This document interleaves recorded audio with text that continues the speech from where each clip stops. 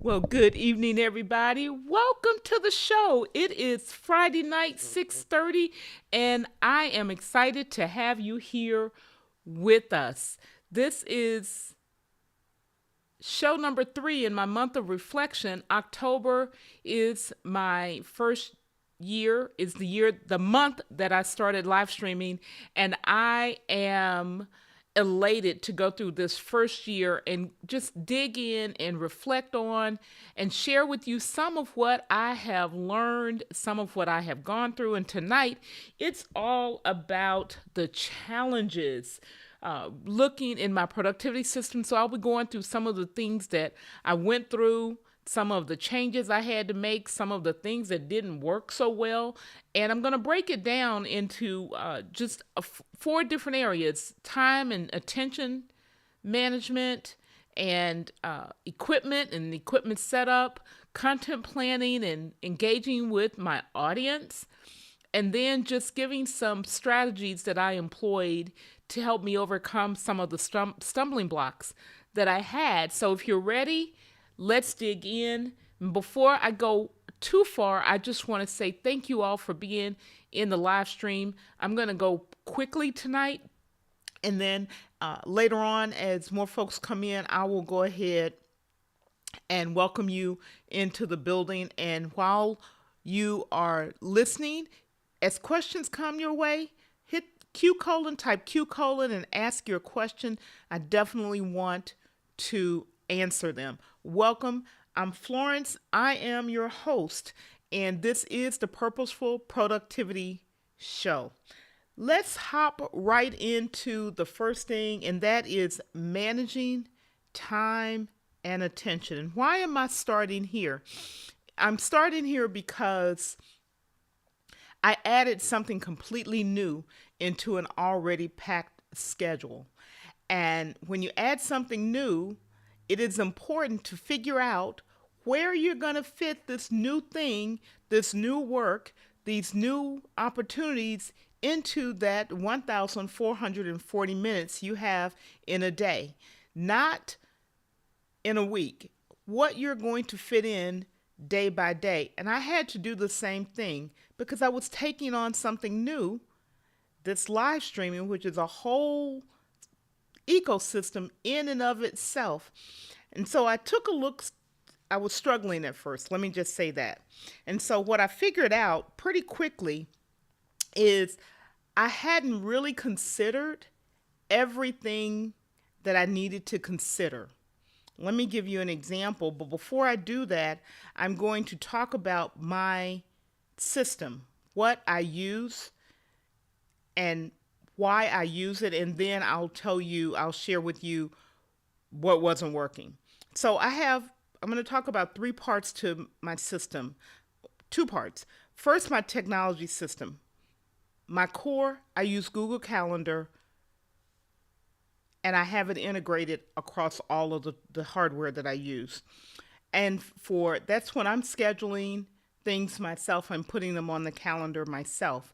I use TidyCal, which is similar to Calendly, Acuity, and several other of these scheduling tools for external appointment scheduling. In other words, when someone else wants time on my calendar, they go to TidyCal, and it puts the appointment on the calendar. It only shows when I'm available, and it automatically creates a Zoom meeting and sends an email to the person with a link to the Zoom meeting in the appointment. I use OmniFocus, which is a Mac product, for my task management. I'm going to talk about trying to change your task management after using the same one for a long time. I use Evernote for unstructured notes, checklists, and other data. It's what you may have heard called the second brain. I look there most of the times when I need to find something that's just a note. I use a product called Ulysses for long form writing because I like to use Markdown. I don't use Word or Pages or even Google Docs for my own personal writing. I use this Ulysses product for my long form writing, meaning I'm writing something more than a quick email, even writing the script for the live shows. I write them in Ulysses. I use text expansion quite a bit for blocks of text and links and things like that I use all the time. Links, addresses, blocks of text, like I said, reminders that are repeated. I use text expansion snippets for that.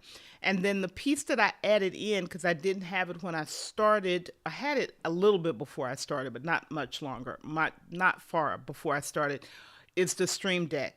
So based on what I use Apple everything. I have Mac computer, iPhone, iPad, and that's what I use as my hardware, base hardware. Mac computer, iPhone, iPad.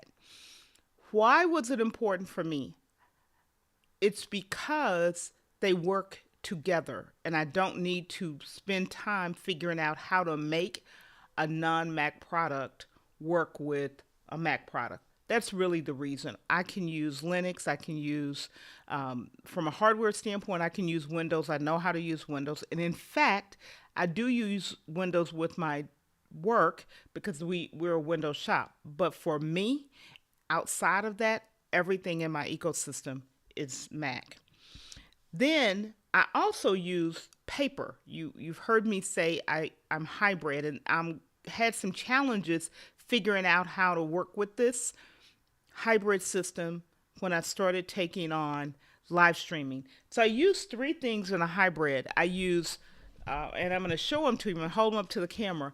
I use this Play Planner for brain dumping. You see how thick this thing is? I can get a lot of brain dumps in here. And so since I love paper and I think with pen and paper, then I decided that's what I will use this for. Just my brain dump book when I need to just get a lot of stuff out. It's thick. I can use it. I can carry it. I can sit anywhere and write in it. And I know all my brain dumps are in here. I use this red book, which you saw me if you've been with me a while. If not, you'll learn this red book. It's usually not very far from me. I use this as my planner. It has a page per day, weekly and monthly calendars in it.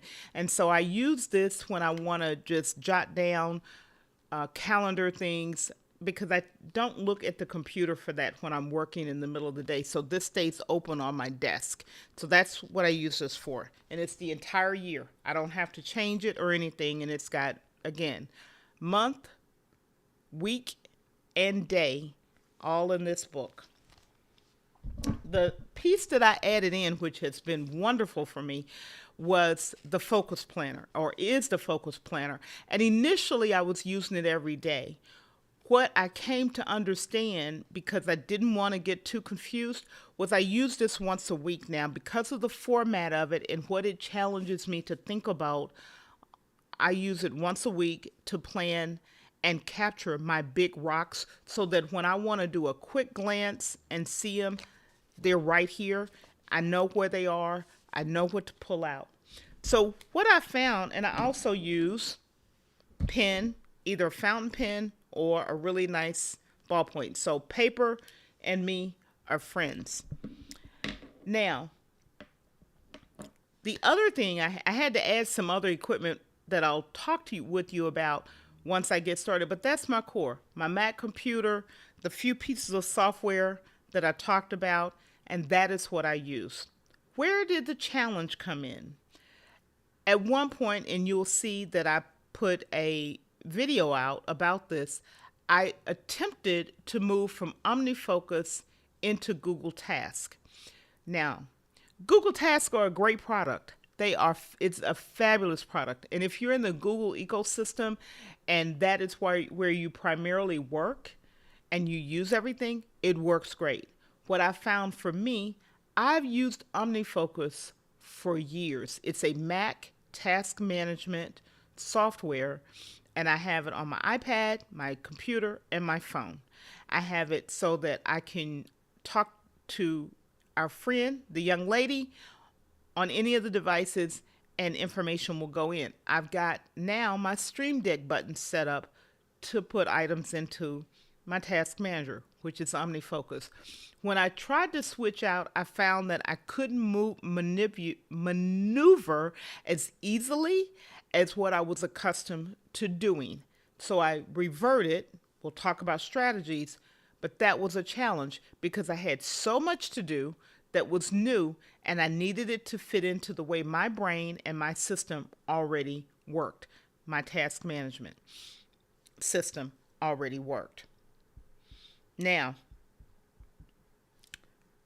in terms of, I wasn't always, when I first started, I wasn't intentional about setting the priority for the things that I needed to do with live streaming. That was a challenge for me. I thought I could just kind of fit it in whenever. Well, I know better.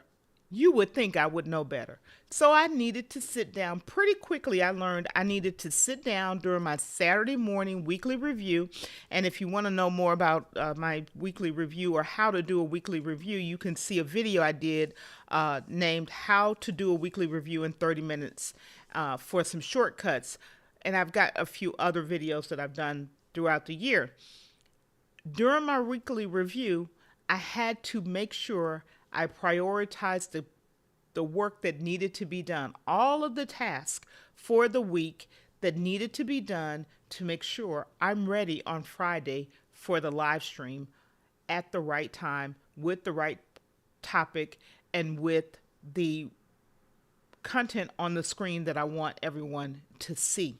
So setting my priorities to include the work for live streaming was something that I had to work on, getting tighter and tighter and tighter. Now I'm pretty good at it. I know what day I'm going to do what work. If it's research, if it's writing, if it's editing my script, because this is live streaming. I don't have to edit video.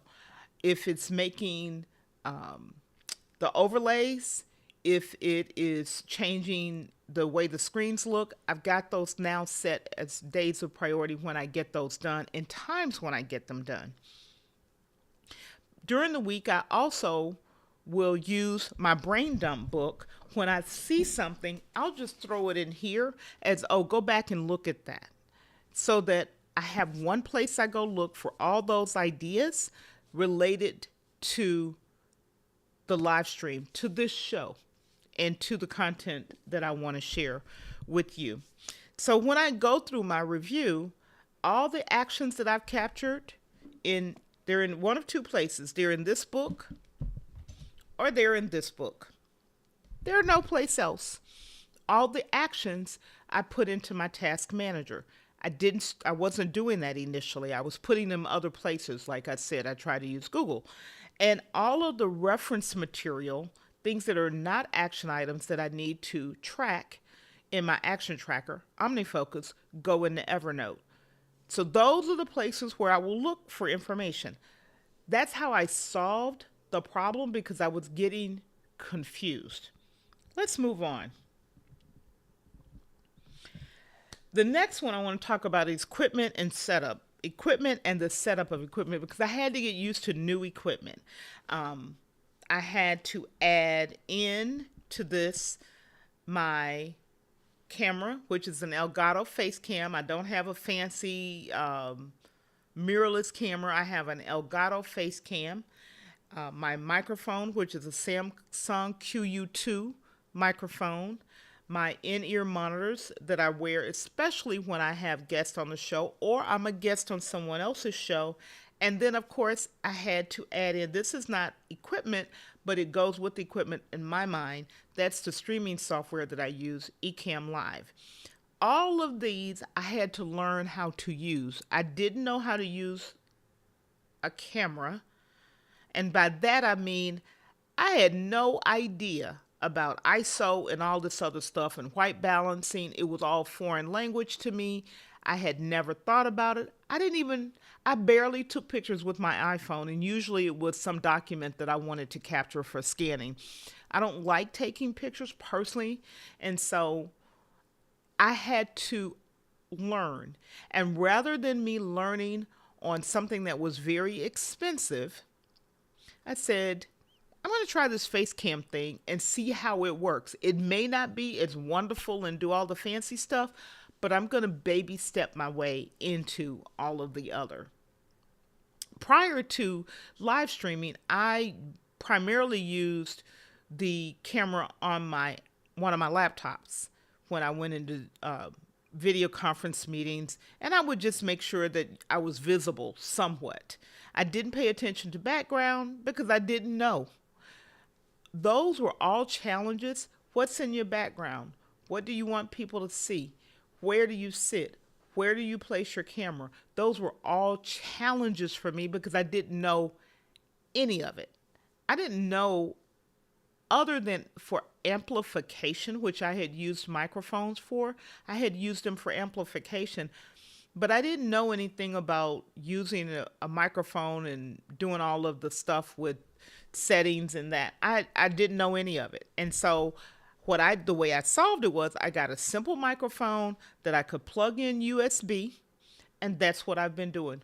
Why? I wasn't going to overwhelm myself. My camera plugs into my computer by USB. My microphone plugs into my computer by USB. So if you're learning something new, as I am, again, with this whole live streaming, the camera, the microphone, the streaming software was all absolutely new to me. And I had to make it work within the same 24 hours that everyone else has in their life with an already packed schedule.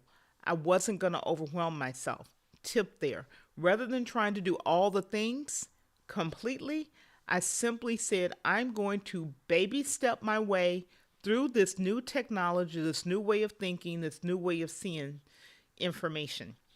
Started out a little rough, but I'm getting there.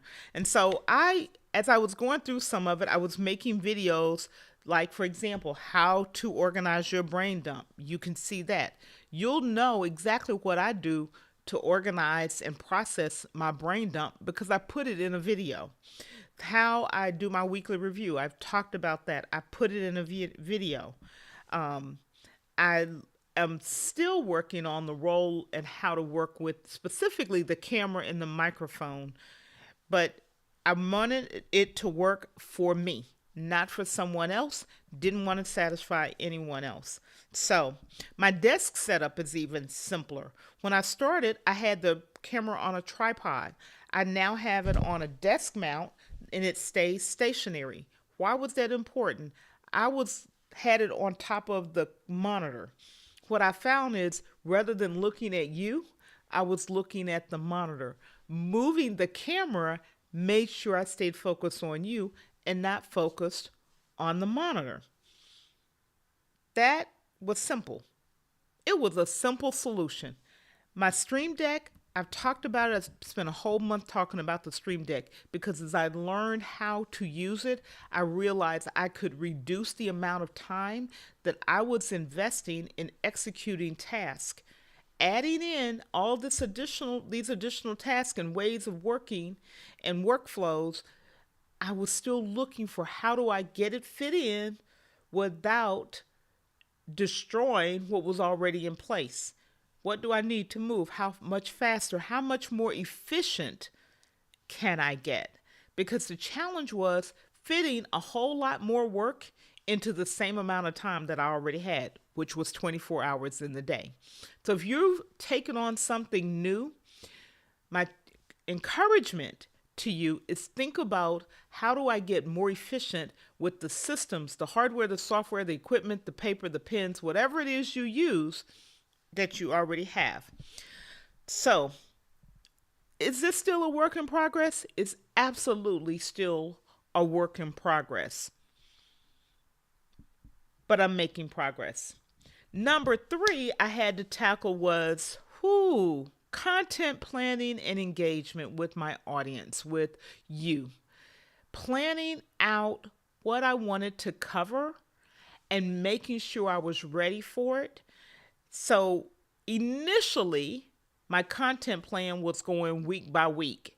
Well, those who have ever taken on something new, especially in this live streaming and content creation world, you will know planning your content week by week is a problem. You cannot.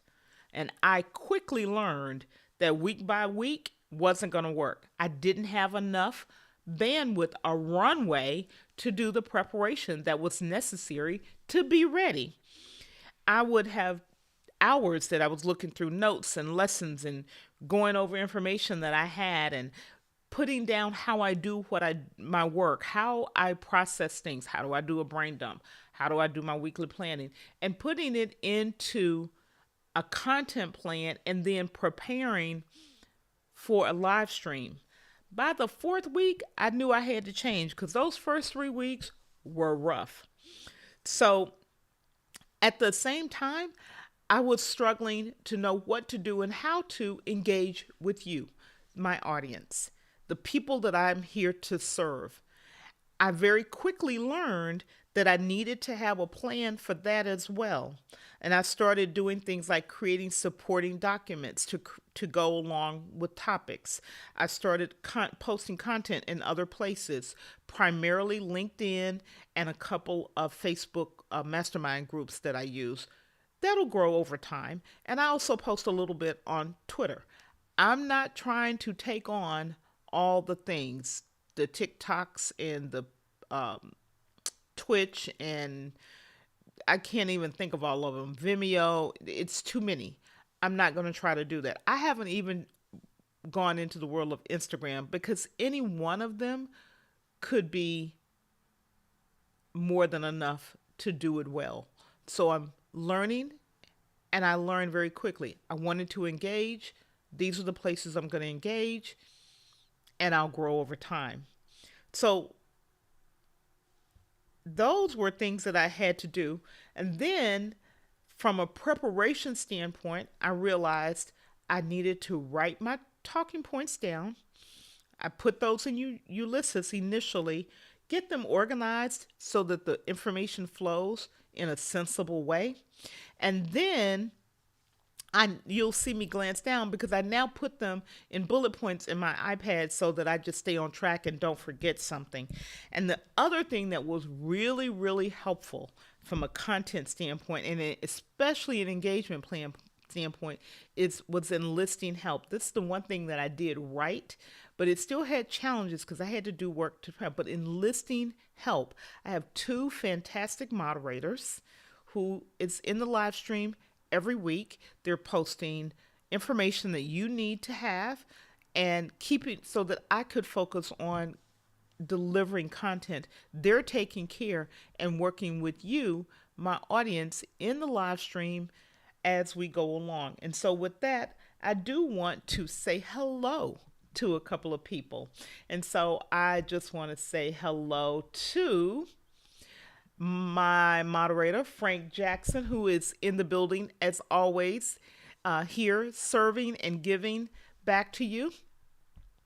And I also want to say hello to the Emotional CEO, who is also one of our moderators, my moderators, who is always here giving back and serving and reminding me to say hello to the live tribe.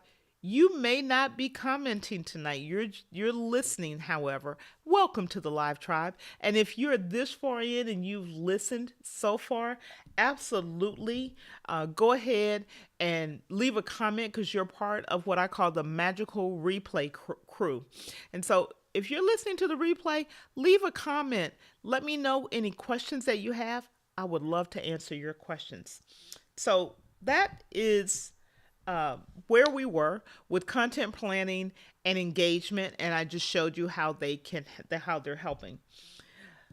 The last piece that I'm going to talk about tonight is the strategies that I use to overcome some of these challenges, and these are very simple. I'm going to talk about them simply. Number 1, I had to learn to exercise patience with myself. I'm learning new skills. And so the strategy of exercising patience falls into a couple of categories. One category is don't get frustrated when I don't know how to do something. Take a step back and learn slowly. It's okay. The other is don't expect to be a perfect live streamer, excuse me, initially. Why? I'm learning. I'm learning cameras and microphones and all kind of stuff. So patience with myself and being patient to know that this is going to grow. This channel will grow. The audience will grow. The people who I want to serve will grow because you know that I want to serve you and give you information that is helpful in your productivity system and the way you work and help you be more efficient, taking on something new and learning to walk through it. And so learning patience was huge for me because I can be pretty hard on myself. So if you're learning something new, first strategy, absolutely embrace being patient with yourself. I'm going to go back. I want to say hello to someone who is new. And I hope I say this, Danae, I think I said your name correctly. If I didn't, please correct me. Welcome to the stream. Glad to have you here. If you have a question, please let me know. Put a Q colon in front of it. I'll be happy to respond to your questions. So let me go ahead and go back to where we were. The second strategy I employed, especially when I'm making mistakes, is to learn to have fun and laugh at myself. Don't be so serious. On this channel and in these live streams, you will sometimes hear me just say hashtag mutination, and that's because I am the queen of muting myself. I will mute myself in a heartbeat, and it just happens.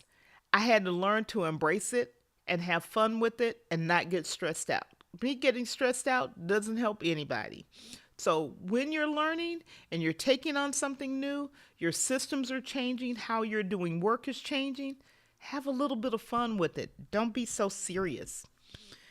The last one I'm going to share with you that I had to embrace and a strategy that I employed, and I talked about it a little bit earlier, and that is find people who will give you honest yet positive feedback.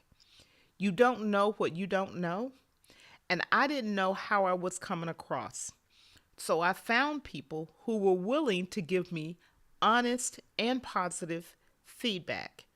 You see, opportunities for growth, as my coach says, that may be something that's his way of saying you messed up, but we can grow. So look for people in your industry. I looked for people who are live streaming, who've been live streaming longer than me. And I started to watch and ask questions and engage with them to learn more about what live streaming was about, learn more about cameras, more about microphones and streaming software and lighting and all that stuff. Just started to learn more from them. Find a mastermind group. It doesn't have to be a lot of people, 2, 3, maybe 4 people who will give you feedback you can try new things with. In my case, I joined mastermind groups. I'll send a live stream test in and say, hey, y'all, give me some feedback. How's this doing? Team support, I am so very blessed because I have 2 people who have been with me every step of the way.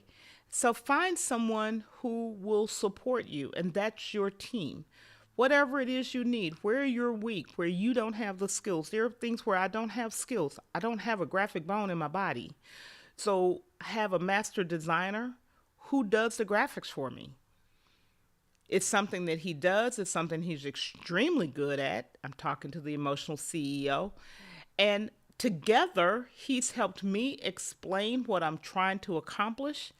He's given me the skills I needed by asking me questions, and I get it to him and he turns it around. So all those wonderful thumbnails and the backgrounds and all that stuff y'all see, it's not me. It's my team and it's him. The communicating with you, it's not me generally. In the live stream, it's him and Frank. And then a coach, I talked about that last week. A coach is essential. Someone who's done what you want to do and know how to guide you where you are, not where someone else is, but where you are to guide you to the next step in your journey. Those are the three strategies that I've employed this year, and I will continue to grow as the year goes on and get better. And this second year, I am elated. I am elated because I'm going to learn so much more and move so much faster because of what I've learned in the last year. And so I've got one of my mastermind people here with me, and I want to say hello. Hello, Roy. Glad to have you in the building. You mess up a lot. Roy, you're tremendous, and you have a lot of fun doing it. So you use one of the strategies that I talked about, which is have fun, even though you're learning and you're going to make some mistakes. That is what I have tonight. If anyone has a question, please put a Q colon in front of it, and I will be glad to answer your question. I try to keep these to 30 to 35 minutes each week, and that is what we're going to do. Now, what I'm going to share with you is I'm going to go ahead and get us out of here, but the October has the Purposeful Productivity Lessons playlist.